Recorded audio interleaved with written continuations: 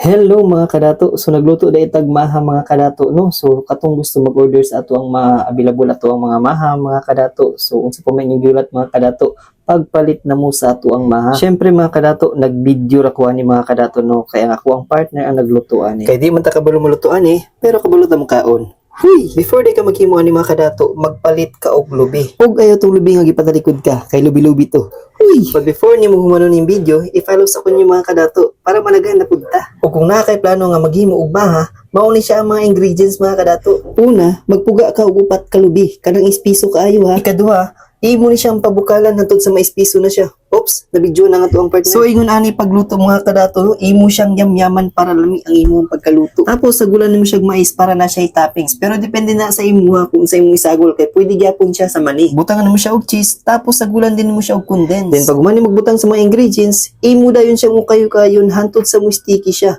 Kayo kaya ni ako. Dahil kung pilit-pilit na guys siya mga kadato, butangan na po din mo siya og cheese para mo sa mutog kalami. Ug after mo siyang mahalo, imo na po siyang ukayon mga kadato. Ug kung naluto na, ibalin na din mo siya sa sudanan. Pero kung wala kay sudanan, planggana ang sudli. Huy, bago man magbalin sa sudanan mga kadato, butangin na po dayon siya og cheese para sobra pud kayo ang iyang kalami. Mas lami pa ni sa inyo ang relasyon. Ug mao na niyang resulta mga kadato. So unsa pa may magihulat? Pag-order na.